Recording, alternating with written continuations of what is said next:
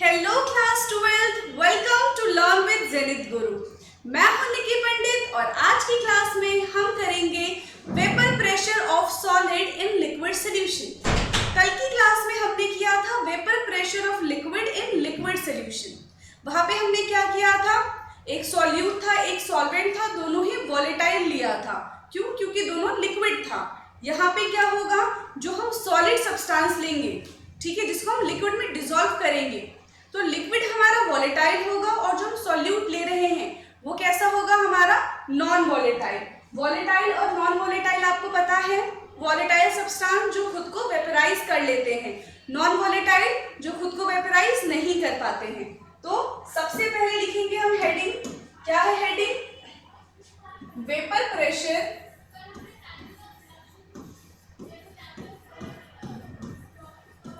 vapor pressure of solid in liquid solution।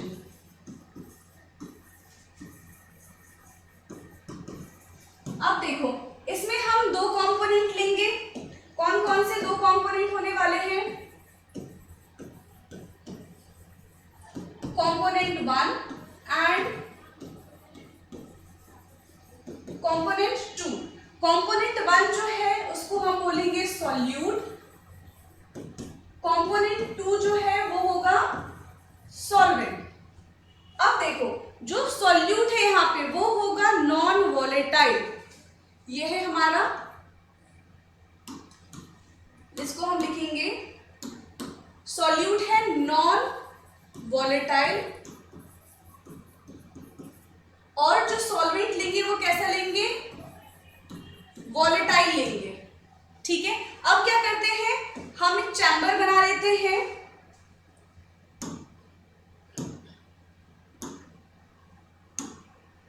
Okay, हमने ये बनाया है चैम्बर। चैम्बर में क्या है, हमने यहाँ पे सॉल्यूट और सॉल्वेंट दोनों फिल कर दिया है।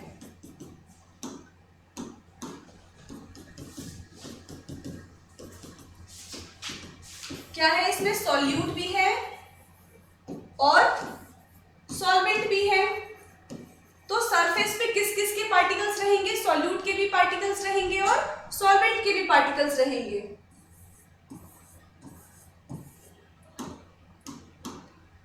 ये हमारा सॉल्वेंट के भी पार्टिकल्स है, लेकिन वेपर किसका बनेगा ये मुझे बताओ, सॉल्यूट का वेपर बनेगा कि सॉल्वेंट का वेपर बनेगा? यहाँ पे सॉल्वेंट वॉलेटाइल है और जो सब्सटेंस वॉलेटाइल होगा उसी का वेपर हमें नजर आएगा, जो नॉन वॉलेटाइल है उसके वेपर्स तो बनेंगे नहीं। तो यहाँ पे जो भी हमें वेपर्स नजर आएंगे, ये जो वेपर्स हमें नजर आ रहे हैं ये किसके होंगे, ये होगा सॉल्वेंट का, ये सॉल्वेंट का वेपर होगा। ठीक है, अब देखो, क्या यहाँ पे उतना हमें वेपर मिल पा रहा है जितना अगर ये अकेले होता तो मिल पाता? हमें मानते हैं कि यहाँ पे सॉल्यूट का कोई भी वेपर प्रेशर नहीं है, ना वेपर प्रेशर लग रहा है ना ही वेपर प्रेशर यहाँ पे अवेलेबल है। लेकिन अगर वही सॉल्वेंट यहाँ पे अकेला होता तो ज्यादा यहाँ पे वेपर हमें देखने के लिए मिलते। क्यों? क्योंकि सरफेस पे सारे पार्टिकल्स किसके होते हैं, सॉल्वेंट के होते। बट यहाँ पे हुआ ये है कि सॉल्यूट के पार्टिकल्स ने भी सरफेस पे क्या किया है, प्लेस को एक्वायर कर रखा है, उस पोजीशन को एक्वायर कर रखा है, जिसकी वजह से सॉल्वेंट के सारे पार्टिकल्स ऊपर नहीं आ पा रहे। पर हमें पता है कि जो इवापोरेशन फिनोमिना होता है वो सरफेस फिनोमिना होता है, तो जो पार्टिकल्स सरफेस पे होंगे वही वेपर में पहले कन्वर्ट होंगे। ठीक है, तो यहाँ पे जो हमें मिलेगा वो क्या मिलेगा, क्या हमें यहाँ पे प्योर सॉल्वेंट मिल पाएगा? नहीं मिल पाएगा। क्या हो जाएगा यहाँ पे, vapour pressure of solute, sorry vapour pressure of solvent in solution. यहाँ पे जो ये P और B है, P भी, ये क्या हो जाएगा, vapour pressure of solvent in solution. तो यहां से हम राउल्ट्स लॉ का कौन सा लॉ लिख सकते हैं, उन्होंने क्या फॉर्मूला दिया था, जो टोटल प्रेशर होगा, जो टोटल वेपर प्रेशर होगा, P टोटल जो होगा वो किसके बराबर होगा, P B डिपेंड ही नहीं कर रहा है, उसके तो वेपर है ही नहीं इस सोल्यूशन में, ठीक है। P B पे डिपेंड कर रहा है और PV क्या होता है, P नॉट B और मोल फ्रैक्शन ऑफ B। तो यहां से क्या हो जाएगा, P total is equal to P not B mole fraction of B। ये हमारा बन गया फॉर्मूला। किसके लिए है ये फॉर्मूला, जब हमारे पास एक नॉन वॉलेटाइल सब्सटेंस हो और एक वॉलेटाइल सब्सटेंस हो, तब राउल्ट्स लॉ का हम ये फॉर्मूला लिखेंगे। वही जब हमारे पास दोनों ही वॉलेटाइल सब्सटेंस होंगे तो क्या हो जाएगा, P not A mole fraction of A plus P not B mole fraction of B, जो हमने कल की क्लास में किया था, ठीक है। अगर आप लोगों ने कल की वीडियो नहीं देखी है, एक बार वो वीडियो देख लें, तभी आपको आगे का सब समझ आएगा। ओके, क्लियर है इतना, इसको नोट डाउन करो। अब इतना करने के बाद जैसे हमने लिक्विड इन लिक्विड सॉल्यूशन का ग्राफ देखा था, वैसे ही सॉलिड इन लिक्विड सॉल्यूशन का ग्राफ देखेंगे।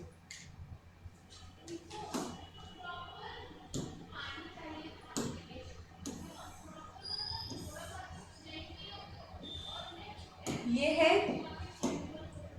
अब देखो यहां पे क्या था, mole fraction,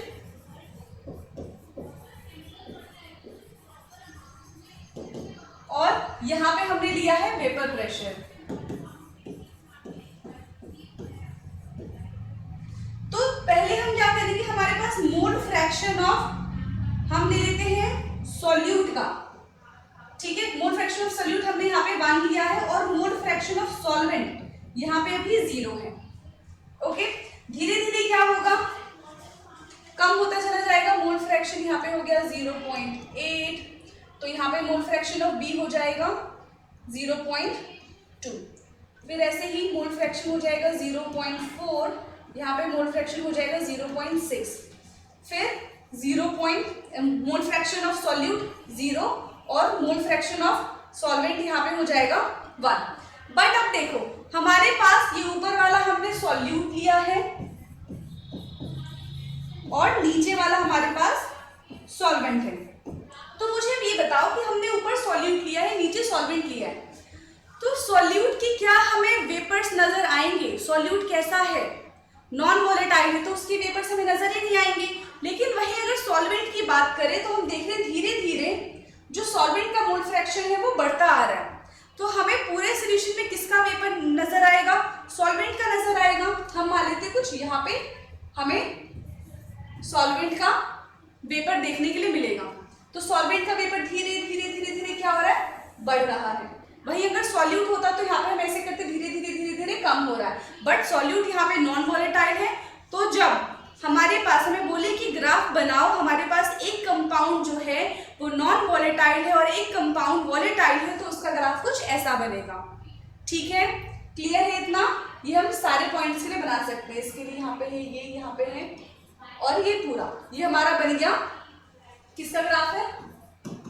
vapour pressure of solid in liquid का, जहां पे एक हमारे पास वॉलेटाइल सब्सटेंस है और एक हमारे पास नॉन वॉलेटाइल सब्सटेंस है। क्लियर है इतना? ठीक है, इतना करने के बाद हम क्या करेंगे? Ideal and non ideal solution, Raoult's law का ideal and non ideal solution पढ़ते हैं। सबसे पहले हमें ये पता होना चाहिए कि आइडियल सॉल्यूशन क्या होता है, नॉन आइडियल सॉल्यूशन क्या होता है। हेडिंग लगाएंगे,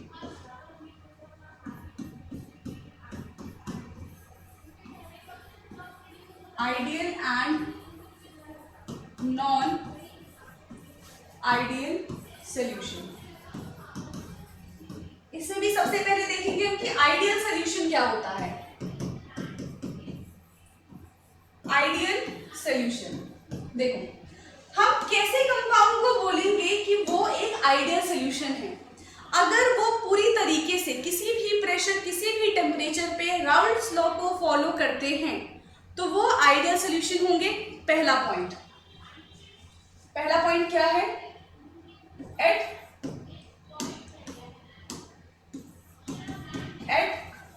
एनी टेम्परेचर एंड प्रेशर और at any condition condition it always obey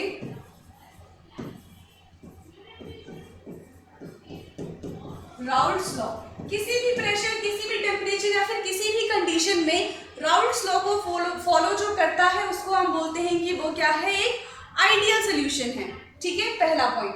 दूसरा पॉइंट क्या है, जो डेल्टा मिक्स एच यानी कि एंथैल्पी है वो क्या हो जाएगा, वो हमेशा 0 के बराबर होगा। अब ये डेल्टा मिक्स एंथैल्पी क्या है ये देखते हैं। देखो, कोई भी सब्सटेंस बना है, सॉल्यूट मान लेते हैं, ये एक सॉल्यूट है प्लस ये एक सॉल्वेंट है, इनसे मिलके बना है सॉल्यूशन। कैसे, ए बी और ए बी।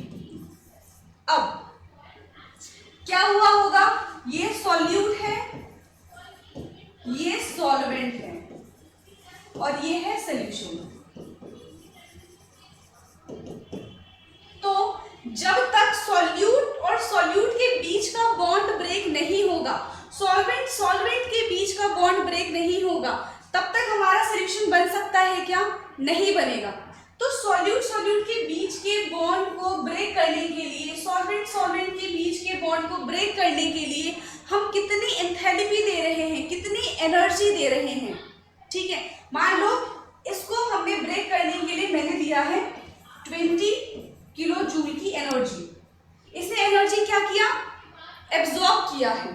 ठीक है, तो हमने दे दिया तो पॉजिटिव होगा। हमने 20 किलो जूल एनर्जी दिया ताकि ए और बी के बॉन्ड जो बने हैं वो ब्रेक हो सके और एक नया सोल्यूशन बन सके। तो इनके बॉन्ड को ब्रेक करने के लिए हमने जितनी एनर्जी दी, अब बॉन्ड ब्रेक हो चुका है। बॉन्ड ब्रेक होने के बाद ए और बी ने जब अपना बॉन्ड बनाया होगा तो उस वक्त जितनी एनर्जी रिलीज की होगी, हम मानते हैं कि जितनी एनर्जी हमने बॉन्ड तोड़ने के लिए दी उतनी ही एनर्जी बॉन्ड बनने के बाद इसने रिलीज किया है, 20 किलो जूल। इतना इसने रिलीज कर दिया। अब तो हमारा बॉन्ड बन चुका है। तो इनके बीच में देखो एनर्जी का जो गैप है वो कैसा है, +20 एंड -20। जो इनका एंथैल्पी है, जो एनर्जी हमने दिया था उतना ही इसने रिलीज कर दिया। तो जो डेल्टा है, जो चेंज इन एनर्जी है वो कैसा है, 0 आ गया। अगर कभी ऐसा होता है तो वो एक आइडियल सोल्यूशन कहलाता है। ठीक है, ये था सेकंड पॉइंट। अब थर्ड पॉइंट क्या है, delta mix volume is equal to 0। यानी कि मान लो ये मेरे पास 5 ml है, सॉल्यूट 5 ml है और सॉल्वेंट भी 5 ml है। अब जब इन दोनों को कंबाइन किया तो मेरे पास जो सोल्यूशन आया है वो 10 ml आया है। तो इतना यहाँ पे जितना ml था और यहाँ पे जितना ml था, अगर मैं उन दोनों के बीच का डिफरेंस निकालूं तो वो 0 आएगा। ठीक है, तो वॉल्यूम का डिफरेंस भी जब हम देखते हैं वो भी अगर 0 आता है तो ये क्या होता है, आइडियल सोल्यूशन कहलाता है। तो आइडियल सोल्यूशन के लिए 3 चीजें हैं। पहला, राउल्ट्स लॉ को फॉलो करना चाहिए किसी भी कंडीशन में। ओके, सेकंड क्या है, जो इनके एंथैल्पी है, जो एनर्जी चेंज है, जो एनर्जी डिफरेंस है वो 0 होना चाहिए। एंड थर्ड क्या है, जो वॉल्यूम है दोनों, चाहे हम रिएक्टेंट साइड का देख ले चाहे हम प्रोडक्ट साइड का देख ले, जो वॉल्यूम का डिफरेंस है वो भी 0 आना चाहिए। ऐसे सब्सटेंस को हम क्या बोलते हैं कि ये है आइडियल सोल्यूशन।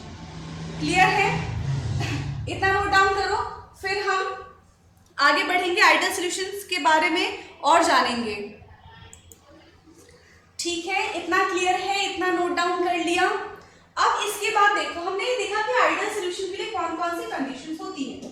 बट अगर आपको ये बात पता हो कि आइडियल सॉल्यूशन जैसा कोई भी कंपाउंड एग्जिस्ट ही नहीं करता, मतलब ऐसे कंपाउंड होते हैं जो आइडियल सॉल्यूशन के आसपास की वैल्यू शो करते हैं, मतलब जो एक्सपेरिमेंटली और जो थ्योरेटिकली वैल्यू आ रही है वो आपस में मैच करती है।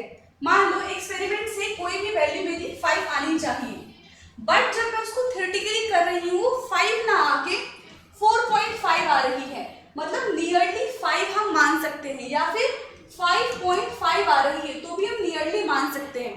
तो आइडियल सोल्यूशन जैसा कोई सोल्यूशन, कोई सिस्टम नहीं होता है। Okay.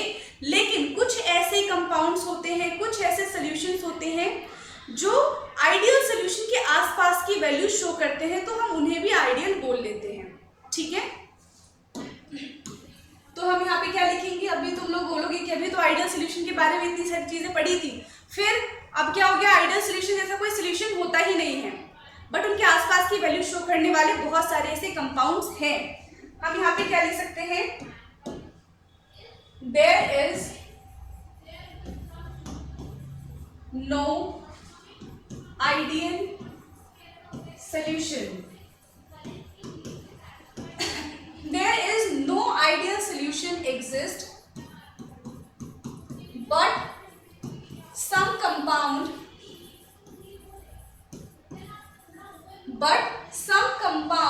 shows near values to ideal solution. वो आइडियल सॉल्यूशन के नियर की वैल्यू शो करते हैं। कुछ एग्जांपल्स देखते हैं हम। एग्जांपल्स क्या होगा?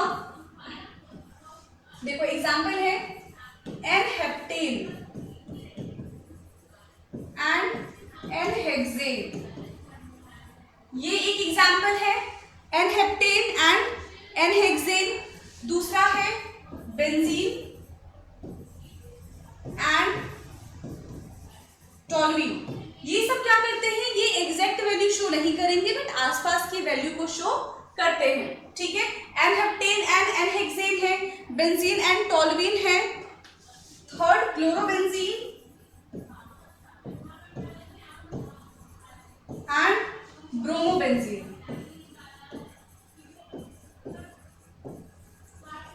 क्लोरोबेंजीन, ब्रोमोबेंजीन एंड एक और हम लिख लेते हैं इसमें ethyl bromide and ethyl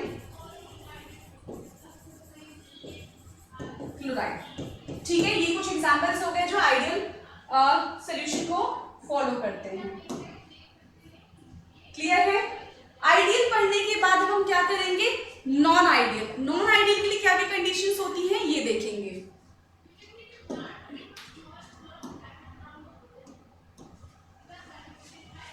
second है हमारा non ideal solution. Non ideal solution क्या होता है? उसके लिए फर्स्ट पॉइंट्स है it does not obey Raoult's law. सबसे पहली बात ये राउल्ट्स लॉ को फॉलो नहीं करती है। सेकंड क्या है? जो इनका डेल्टा मिक्स एंथैल्पी H होता है वो भी जीरो नहीं होता। एंड थर्ड जो है, जो डेल्टा मिक्स वॉल्यूम है वो भी जीरो के इक्वल नहीं होता, या तो ज्यादा होगा या तो कम होगा। ठीक है, अब नॉन आइडियल सॉल्यूशन में ही हम दो टाइप पढ़ेंगे।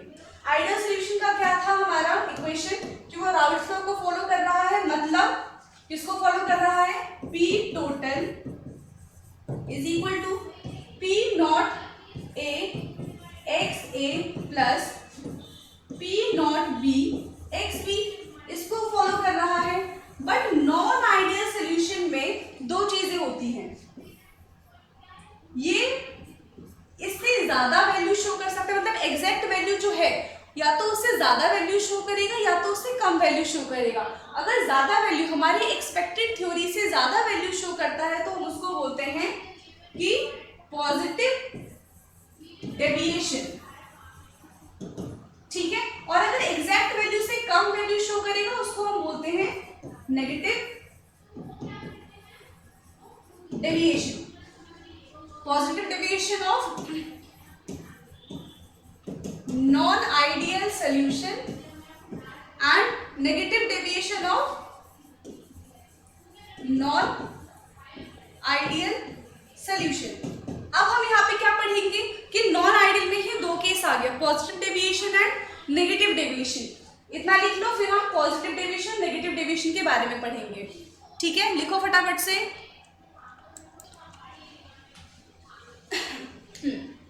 फर्स्ट करेंगे हम non ideal solution showing positive deviation from Raoult's law.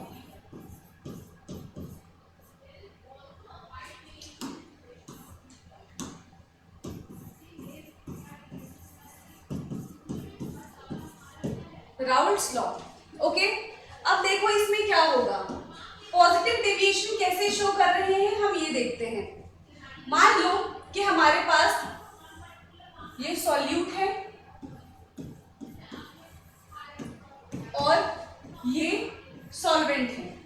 Solute के बीच का जो बॉन्ड है, जो इनके बीच का इंटरमॉलिक्यूलर फोर्स है, जो इनके बीच का इंटरमॉलिक्यूलर फोर्स है वो बहुत ज्यादा स्ट्रॉन्ग है। मतलब सॉल्यूट के पार्टिकल्स आपस में बहुत स्ट्रांगली अटैच हैं। ऐसे ही जो सॉल्वेंट होगा, इनके बीच का भी इंटरमॉलिक्यूलर फोर्स ऑफ अट्रैक्शन बहुत ज्यादा स्ट्रॉन्ग है। इतना स्ट्रॉन्ग है कि अगर हम सॉल्यूट और सॉल्वेंट के बीच के बॉन्ड को ब्रेक करेंगे और जो हमें सोल्यूशन मिलेगा, ये अगर मैं लिख दूं कि ये ए है, ये बी है, तो यहाँ पे क्या बनेगा, हमें ए बी मिलेगा और यहाँ पे भी हमें ए और बी मिलेगा। तो सोल्यूशन के बीच का जो बॉन्ड बन रहा है वो इतना ज्यादा स्ट्रॉन्ग नहीं है। ये क्या हो रहा है, इनका बॉन्ड बहुत ज्यादा स्ट्रॉन्ग है। दो सोल्यूट आपस में जब थे तो उनका बॉन्ड बहुत ज्यादा स्ट्रॉन्ग था। दो सॉल्वेंट जब आपस में अटैच थे तो उनका जो बॉन्ड था, उनके बीच का जो इंटरमॉलिक्यूलर फोर्स ऑफ अट्रैक्शन था वो भी बहुत ज्यादा हाई था। बट हमने इसको ज्यादा एनर्जी दे दिया। हमने मान लिया इसको हमने दिया है 50 किलो जूल की इनको एनर्जी दी ताकि ये अपने बॉन्ड को ब्रेक कर सके और एक नया बॉन्ड बना सके। इन्होंने बनाया है ये बॉन्ड AB और AB का, बट क्योंकि इनका बॉन्ड बहुत ज्यादा स्ट्रॉन्ग था, अब जो हमारे पास सोल्यूशन आया है उसमें A और B के जो मॉलिक्यूल्स आपस में अटैच है वो इतने ज्यादा अच्छे तरीके से अटैच नहीं है। अगर इन्होंने इतनी एनर्जी नहीं लगाई है अपने बॉन्ड को स्टैब्लिश करने के लिए, ठीक है, तो देखो अगर इनका बॉन्ड स्टेबल नहीं है तो यानी कि इसके पास एनर्जी ज्यादा होगी, ठीक है, क्योंकि इन्होंने इतनी एनर्जी रिलीज की नहीं, कुछ एनर्जी अपने पास बचा ली। देखो आपको एक चीज पता होगी, जो एनर्जी होती है वो इनवर्सली प्रोपोर्शनल होती है स्टेबिलिटी के। ये बात सबको पता है, ठीक है। अब देखो 50 जूल हमने इसको एनर्जी दिया ताकि ये अपने अपने बॉन्ड तोड़ सके, ठीक है, इतना क्लियर है। अब क्या हुआ, 50 जूल एनर्जी इन्होंने ले लिया, एब्जॉर्ब कर लिया, और फिर जो बना हमारे पास, इन्होंने क्या किया, इतनी एनर्जी रिलीज नहीं की, एनर्जी वो बॉन्ड बनाने के बाद कुछ एनर्जी अपने पास रख लिया। मान लेते हैं कि इसने 20 किलो जूल जो एनर्जी है वो बॉन्ड बनाने में यूज किया होगा, रिलीज किया होगा। बाकी इनके पास कितनी एनर्जी रह गई, 30 किलो जूल एनर्जी अभी भी इनके पास रह गई है। इनका जो बॉन्ड है अभी भी उतना स्टेबल नहीं है। क्यों स्टेबल नहीं है, क्योंकि एनर्जी ज्यादा है, ठीक है। अगर वो सारी एनर्जी रिलीज कर देते तो स्टेबिलिटी ज्यादा होती, बट वो स्टेबल नहीं है। क्यों, क्योंकि उन्होंने सारी एनर्जी रिलीज नहीं की। तो यहां से हम क्या कह सकते हैं, अगर मैं डेल्टा मिक्स H की बात करूं, अगर मैं इंथैल्पी, चेंज इन इंथैल्पी की बात करूं तो वो कैसा इंथैल्पी हो जाएगा, पॉजिटिव इंथैल्पी। क्योंकि देखो plus 50 kilo joule minus 20 kilo joule कितना आता है, प्लस 30 किलो जूल। अभी भी इसके पास एनर्जी है 30 किलो जूल का।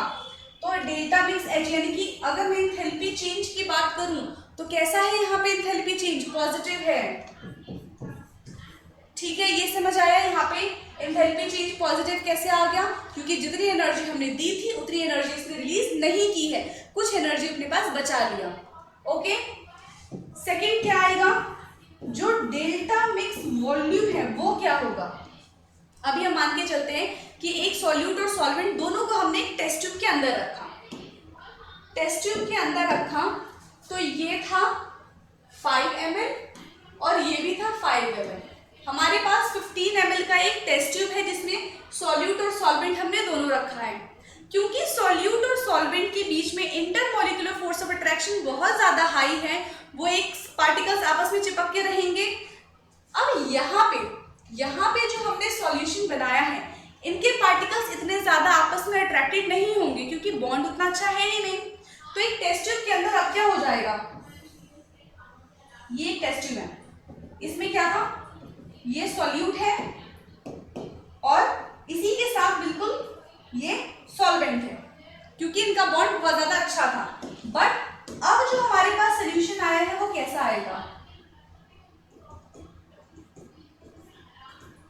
इनके बीच का क्योंकि बॉन्ड अच्छा नहीं है तो गैप थोड़ा बढ़ जाएगा। अब इस पे जो मेजरिंग सिलेंडर होते हैं, इस पे जो नंबर लिखे होते हैं, हम मान के चलते हैं कि ये होगा 10 ml, क्योंकि दोनों हमने 5 लिया था। अब जो सोल्यूशन बना है उनके बीच में गैप आ गया, गैप आने की वजह से क्या होगा, ये यहाँ पे मान लो 10 ना होगी, ये 12 ml अब हमें दिखने लग जाएगा। मतलब जितना हमने लिया था रिएक्टेंट साइड उतना ही हमें प्रोडक्ट साइड नहीं दिखता है, क्योंकि उनके बीच में क्या हो जाता है, इंटरमॉलिक्यूलर स्पेस बढ़ जाता है बॉन्ड अच्छा ना होने की वजह से। तो यहाँ पे हमें वॉल्यूम भी कैसा दिखेगा, इंक्रीजेस वॉल्यूम दिखेगा, यानी कि पॉजिटिव वॉल्यूम शो होगा। क्लियर है इतना? तो ये क्या शो कर रहा है, non ideal solution showing positive deviation. Okay, लिखो इसको। अब देखो ये हमारा कैसा रिएक्शन है, यहाँ पे जो एनर्जी आई है, यहाँ पे पॉजिटिव लास्ट में हमें एनर्जी मिली है। जब पॉजिटिव एनर्जी होता है तो वो एंडोथर्मिक होगा या एक्सोथर्मिक होगा। तो ये जो है हमारा positive deviation, this is endothermic reaction. ये हमारा कैसा रिएक्शन शो करेगा, एंडोथर्मिक रिएक्शन शो करेगा। इतना करने के बाद अब हम इसकी ग्राफ पे चलते हैं कि इसका ग्राफ कैसा बनेगा।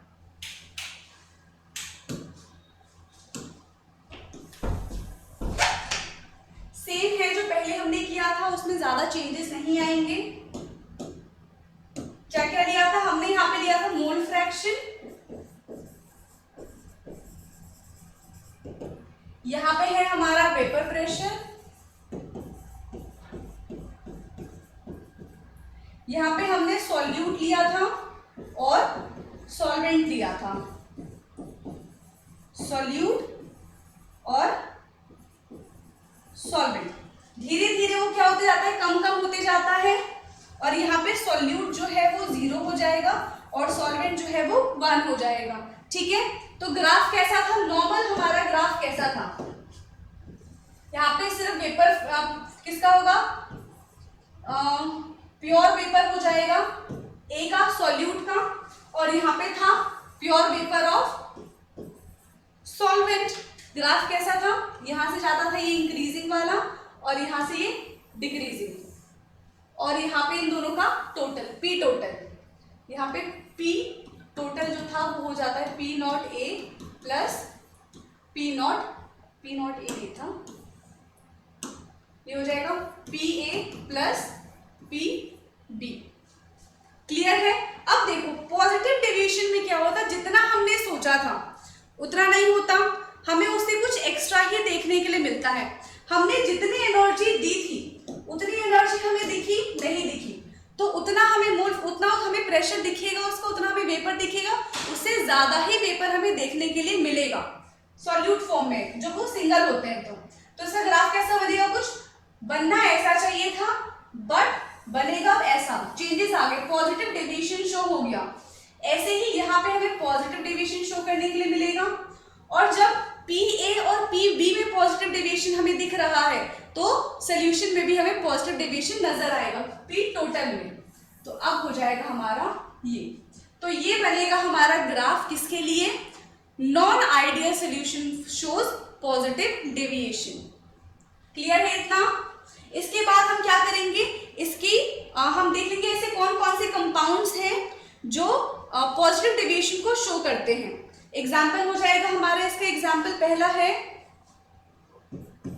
एसीटोन एंड इथेनॉल, ये फर्स्ट एग्जाम्पल है। सेकेंड एग्जाम्पल इसका हो जाएगा वाटर एंड मिथेनॉल। ठीक है, सेकेंड एग्जाम्पल। थर्ड एग्जाम्पल है इसका CCl4 प्लस CHCl3। ये इसके कुछ एग्जाम्पल्स हैं।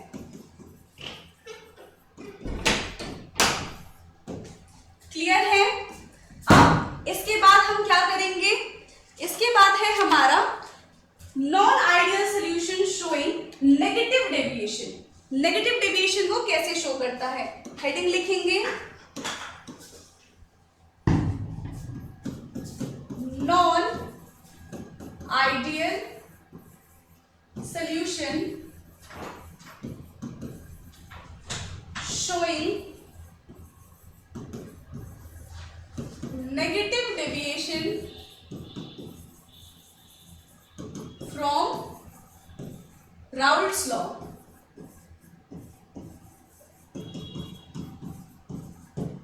अब देखो नेगेटिव डेविएशन में क्या है, जैसे हमने पॉजिटिव डेविएशन में देखा था कि जो सॉल्यूट है और जो सॉल्वेंट है उनके बीच का जो बॉन्ड है वो बहुत ज्यादा स्ट्रांग है। यहाँ पे क्या हो जाएगा, इसका ऑपोजिट हो जाएगा।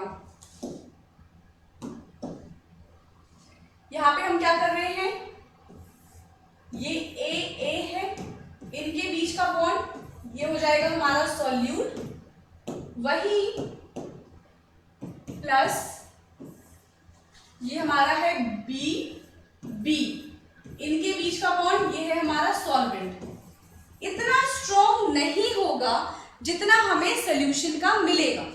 ठीक है, तो ये अब यहां पे जो सॉल्यूशन बनेगा वो क्या हो जाएगा, AB एंड AB, ये है सॉल्यूशन। इनका बॉन्ड जो है वो ज्यादा स्ट्रॉन्ग होगा।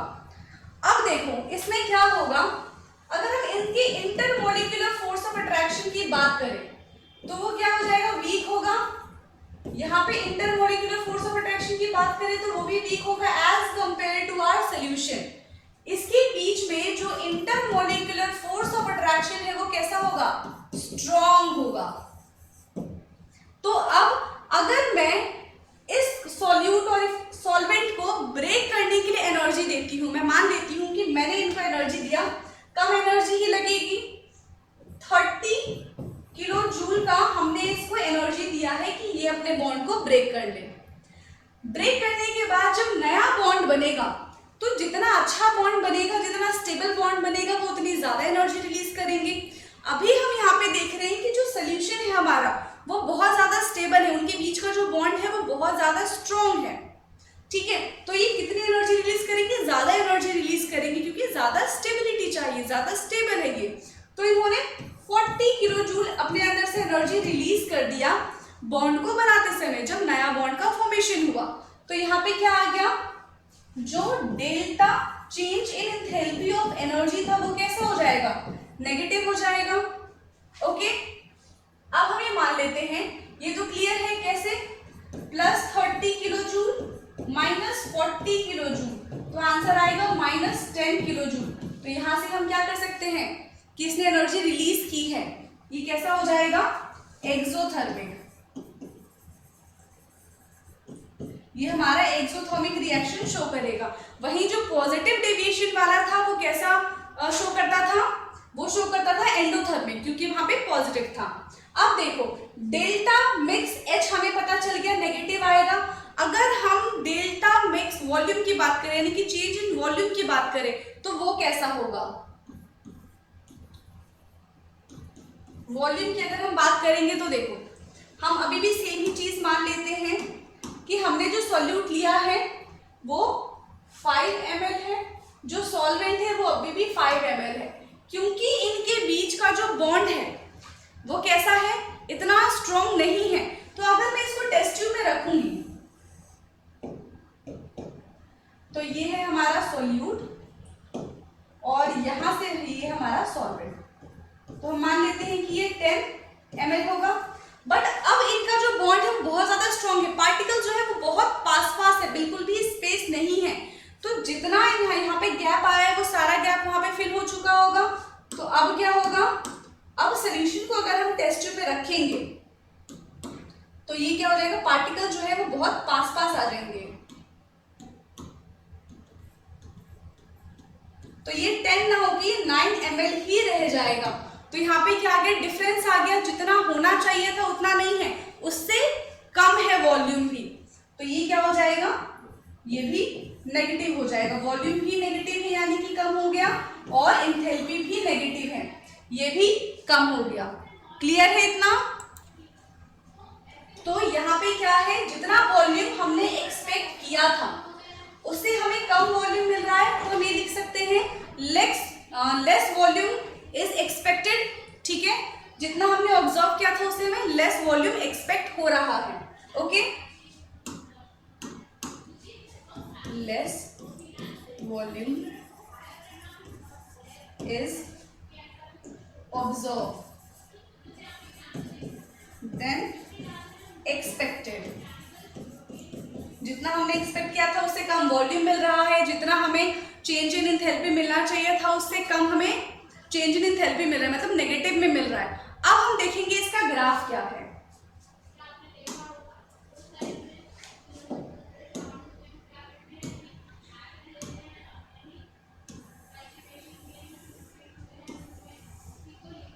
फिर से वैसा ही ग्राफ बनाएंगे हम।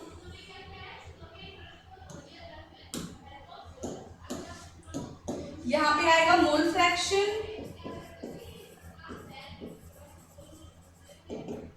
ठीक है, यहाँ पे क्या है, वेपर प्रेशर।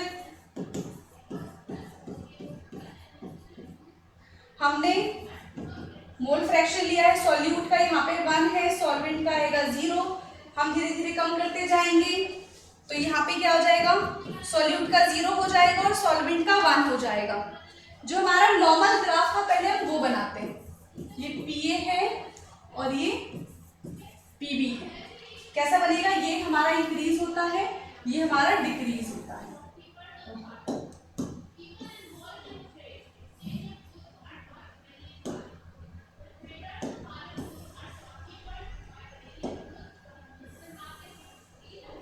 ठीक है, ये हो जाएगा। और इन दोनों का P total is equal to PA plus PB। अब देखो, जितना हमें एक्सपेक्टेड था उससे सारी चीजें हमें कम मिल रही थी। पिछले वाले में क्या था, जितना हमें एक्सपेक्टेड था उससे सारी चीजें हमें ज्यादा मिल रही थी। तो इसका ग्राफ कैसा बन जाएगा, कम। ये हमारा जितना होना चाहिए था उससे कम है। ऐसे ही यहाँ पे बनेगा, जितना होना चाहिए था वो उससे कम है, तो टोटल भी हमारा क्या हो जाएगा, कम ही हो जाएगा। तो अब नया जो चेंज हमें देखने के लिए मिला है वो कुछ इस तरीके का होगा। क्लियर है? देखो इसको फटाफट से। ठीक है, एक्सपेक्टेड हमारा ये था, एक्सपेक्टेड से हमें सारी चीजें कम देखने के लिए मिली हैं, तो इसका ग्राफ कुछ इस तरीके से बनेगा। ओके, अब हम देखते हैं कि ऐसे कौन कौन से एग्जाम्पल्स हैं जो इसको शो करते हैं। एग्जाम्पल्स क्या हो जाएंगे, तो इसमें पहला एग्जाम्पल है हमारा इथेनोइक एसिड प्लस वाटर। ये फर्स्ट एग्जाम्पल हो गया। सेकेंड एग्जाम्पल क्या है हमारा, ethanoic acid plus ethanol CH3OH। Third example है हमारा chloroform plus benzene, chloroform and benzene. ठीक है, और फोर्थ एग्जाम्पल क्या है, H2O एंड वाटर। तो ये हमने कितने लिखे, 1 2 3 4 इसके हमने एग्जाम्पल लिख लिए। ठीक है, तो आज की क्लास में हमने क्या क्या किया, सबसे पहले हमने देखा कि जो वेपर प्रेशर होता है सॉलिड का लिक्विड के अंदर वो कैसा होता है, एक वॉलेटाइल सब्सटेंस लेंगे, नॉन वॉलेटाइल सब्सटेंस लेंगे। उसके बाद हमने आइडियल और नॉन आइडियल में डिफरेंस देखा है। ओके, उसके बाद हमने क्या देखा, नॉन आइडियल के भी 2 पार्ट होते हैं। कौन कौन से, जिसमें एक पॉजिटिव डेविएशन शो करता है, एक नेगेटिव डेविएशन शो करता है। इतना करने के बाद एक चीज आपको अगर पता हो कि जो हमने हेनरी लॉ पढ़ा था, ठीक है, वो भी कुछ ऐसा ही था, वहां पे भी समीशन की बात की जा रही थी, मोल फ्रैक्शन की बात की जा रही थी, प्रेशर की बात की जा रही थी। तो जो राउल्ट्स लॉ है वो एक स्पेशल केस है हेनरी लॉ का। ठीक है, अब देखते हैं दोनों में डिफरेंस क्या है। हमें ये बात पता है, इसमें अगर हम इसमें क्या है, हेनरी लॉ और हम राउल्ट्स लॉ के बीच में देख रहे थे क्या होगा। तो Henry law is special case of Raoult's law. अभी शायद उल्टा बोल दिया था मैंने, देख लेना एक बार, बट ठीक है। Henry law is a special case of Raoult's law. अब हमें पता होना चाहिए कि हेनरी लॉ किस पे वर्क करता है और राउल्ट्स लॉ किस पे वर्क करता है। हेनरी लॉ में हमने देखा था ये क्या था, गैस इन लिक्विड के लिए था। वही जो राउल्ट्स लॉ है उसमें हमने किस किस के बारे में पढ़ा है, liquid in liquid, and second one is solid in liquid. इन दो चीज के बारे में हमने राउल्ट्स लॉ में पढ़ा है। और क्या है, हेनरी लॉ जो था वहां पे हमें ये पता चलता है कि partial pressure is directly proportional to mole fraction. और पूरा लॉ क्या था, हेनरी लॉ है partial pressure is equal to Henry constant into mole fraction, यही था। भाई अगर हम राउल्ट्स लॉ की बात करें तो राउल्ट्स लॉ है हमारा P total is equal to PA plus PB, यानी कि P total is equal to P not A mole fraction of A plus P not B mole fraction of B।